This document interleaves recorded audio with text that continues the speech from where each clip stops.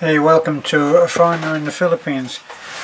I had another response back on a subject that I dealt with just a few videos ago about how we are actually being spied on more than we think, and the technology is much more advanced than we think. You know, I remember seeing a movie, wow, it's got to be a long time ago now, 20 years or more, and it was called Blue Thunder, and it was about an incredible, then they were portraying this as a futuristic thing, and it was a helicopter that could go on silent mode, could see through walls, could pick up thermal images of people, pick up their voices when it was hovering outside a building, all kinds of incredible things. It could shoot with incredible accuracy at particular people in a crowd. Just an unbelievable thing. And the point that was made in that movie was, at the end, it said, the technology for this helicopter exists today. Now, I think that the technology for doing 100 times more than we think is already here today. We're already putting these little what are they called, a little tiny thing inside a dog that has all the information you could possibly have.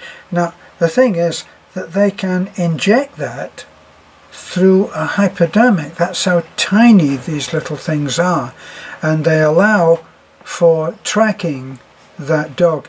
Now, I was talking to a friend of mine about this, and she made mention of she and her husband had gone to a particular mall, and they'd gone to and had this was a very big mall with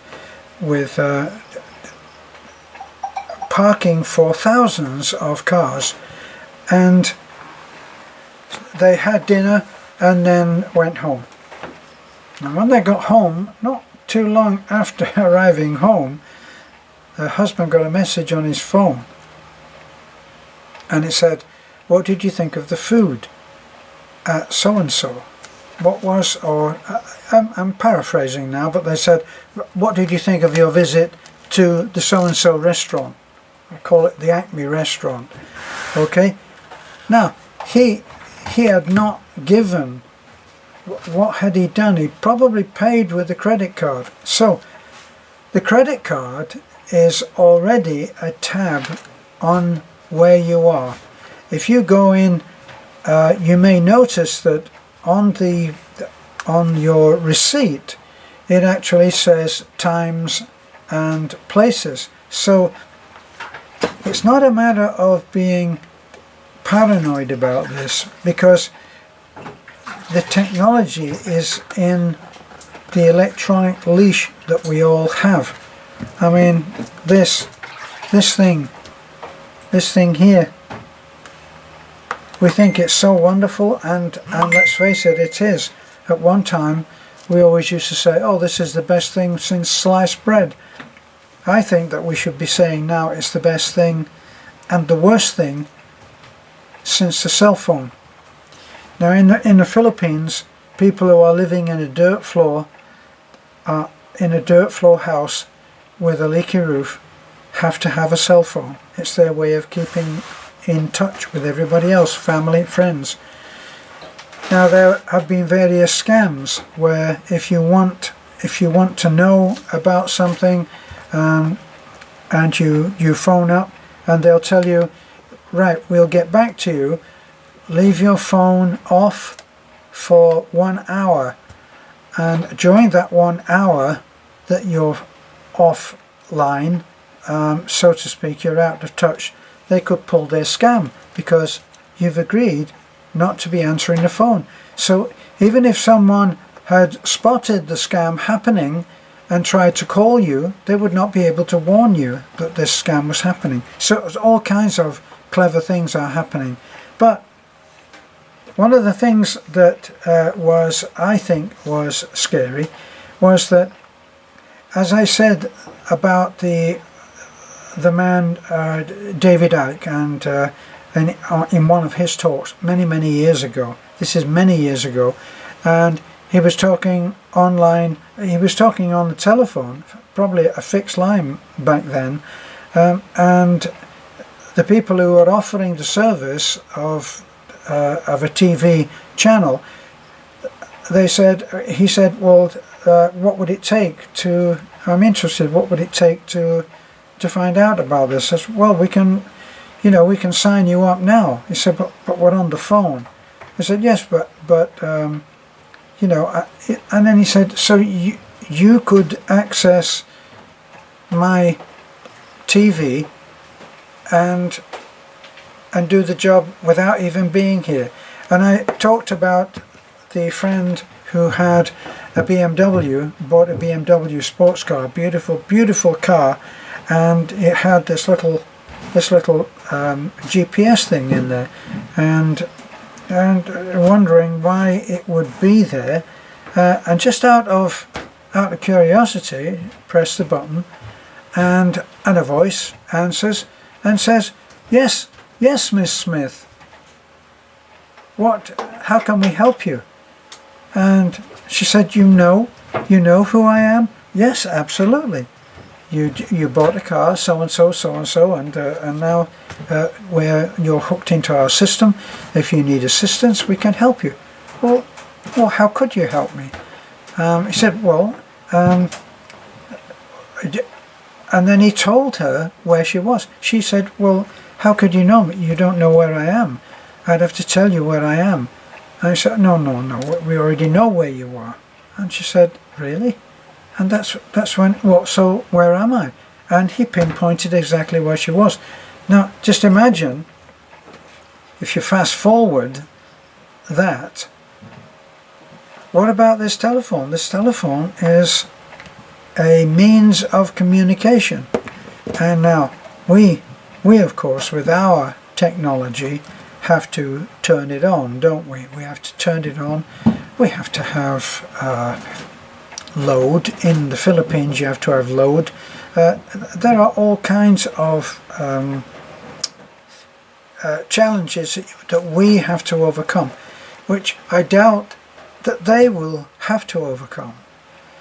And that means that they probably have the means to turn this on and turn it off. So that's what's already coming in some parts of the States, is the cashless society.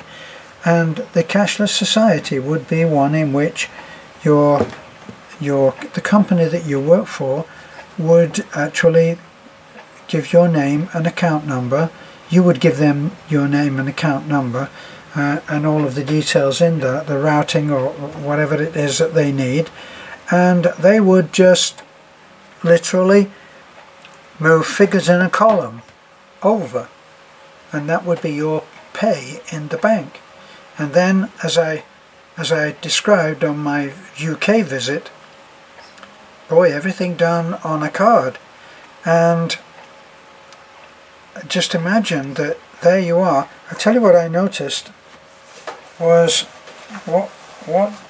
this was very interesting to me, but when you get on a bus in the UK, you've got a card. You don't give them cash. I don't think that they don't even take cash. Right, so look here. Here's my wallet, and as you can see, it's got some cards in there, cards and a photograph, and let's say that I have a card which is for the bus. So I put the card in here. I just stick it in there like this. So here's the card. Put the card in. There it is. Now, when I get on the bus or on the underground, what would I do? Take out the card and put it down on the thing. No, I don't have to do that at all. All I have to do is just hold my wallet over the counter. It's an electronic, and it views, not only does it view inside my wallet, it selects the card that is appropriate for the service which I'm having. Now,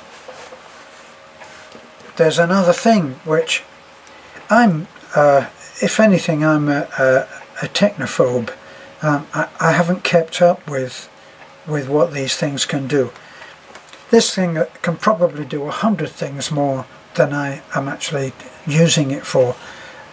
I hardly even make a phone call on this because we're a very weak signal where we are, and the phone calls that people call me, and the phone calls usually amount to, can you hear me? No, I can't hear you. Can you hear me now? In fact, I think it was Verizon that made that one of their catchphrases, can you hear me now? And so I hardly use this for the full potential. So God knows if I were to get a Samsung, what is it, the Samsung 7, and this is quite a good quality, this is an iPhone, but this was given to me by someone who had upgraded his phone, and he gave me this one, and we had to have a repair done, but we've used it. I've used it ever since. I send texts, and I do all of my YouTube stuff on this. I look at all of my comments on this when I can, and I answer the comments, send my emails, do everything from this, and I'm not using it for half of what I should. Now just imagine that this can be turned on by somebody. Now, what if I were foolish enough to, if Beth and I were foolish enough to take our phones into the bedroom, guess what? Even if it were only the microphone, by a government agency, could probably turn this on.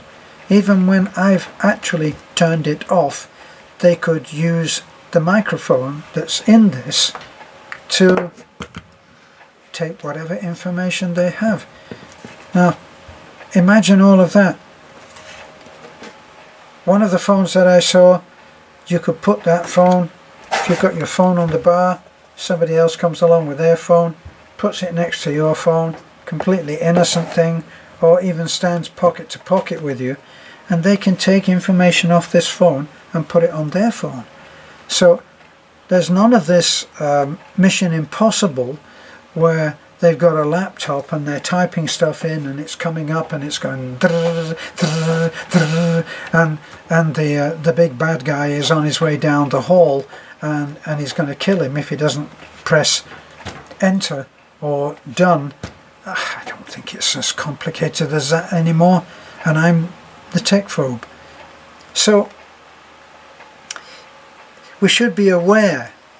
We should be aware of these things happening. I actually almost clicked on this thing, but I didn't actually have time. But it said how it was one of those, you know, on the right hand side, as you're looking at the video that you actually want to see, it will suggest other videos that based on what you're looking at, you might be interested in this. In fact, it says people who viewed this also viewed this one. So you start to get this exchanging of all of this complicated, complex information, which is about you, and it's all being recorded. And there is, at the moment, I don't think that there is any restraints on how this information is used. All of this information about you. And cookies, all things that they can say, well, if you want to view this, you're going to have to accept that we put cookies into whatever you're doing. So you're accepting this on the basis of convenience, but is it really going to ultimately be convenient? Somehow I think having no money in your pocket but having several cards which can so easily be taken from you, just deleted from you. You think about when you go in and you take a loan with the bank. I mean, the banks,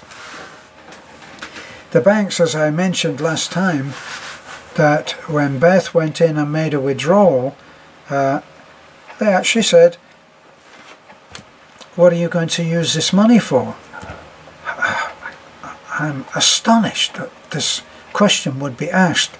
And then another subscriber said, I heard you say this in one of your videos, the last video you made. It's already happening in America. My wife went into the bank and made a withdrawal, and they asked her, what are you going to use this money from? And I told you about the note that was sent home from school, from my kids' school. It may have been high school, but I think it could have been kindergarten. And they wanted to know specifically, where were you on a certain time at 4 o'clock on the 18th? What were you doing? And I would answer that and say, none of your damn business. But the idea that they would think it was okay to ask, and all in the name of providing a better service, or a better, well, these microchips that I couldn't think of the name of a second ago, the microchips, they can be put into a baby without you even knowing it. So your child is born, and just could be within seconds, she has already been injected with a microchip, and the microchip will read wherever you go. So all this thing of asking questions, all this thing of being tailed by the police, who have a computer and they have a laptop that's on the dash, and they can go in, they put in the number plate of the car that you have, and they can get all kinds of information. Now, whatever starts off as it's got to be like this in order to transfer the information from this one to this one, whatever it starts off, it eventually will be that they can just point something. Remember when you used to have a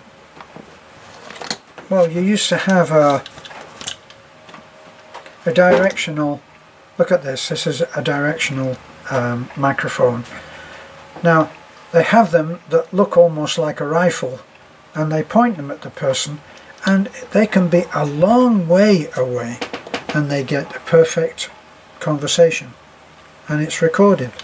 All those Mission Impossible, they have this technical van, that they have, and it has all the computer gear in there, and they're listening to all kinds of conversations. No, it's not like that anymore. When I came out of the army, a friend of mine went into, I think it was NBC, I'm not quite sure, or NCR. It was NCR, and I went to see him, and even at those, that was back in, in 1963, the computers that they had then were like about as big as a double refrigerator back then, and look what they can do now. What they did on that double refrigerator sized computer, they can now do on something that is this big. Well, on something that's this big. Okay, so not really feel good, is it? But where have you been, huh? I'm talking to the cat. She has been sulking in the guest house because one of the other cat that we have, who has come along and decided to move in to our house, that's Turtle, and Turtle has now taken over here and is at home, and I think I think this little sulker has decided that she doesn't like that. so she has actually moved into the guest house, but we've been over there and retrieved her, and so that's feel good, isn't it? So thanks for looking in. Don't want to make you paranoid, but chances are we are all being spied on. Remember when they had that bombing in, I mean, we all thought this was wonderful, but we heard about the bombing in the underground, the tube in London, and they had those guys, I think they had those guys within a couple of days, if it wasn't the same day, because they were able to track on so many different cameras and see different guys that were rolling up, and they had a backpack and then they didn't have a backpack, and oh well. Back to the beach on Friday. Bye for now. This is a foreigner in the Philippines.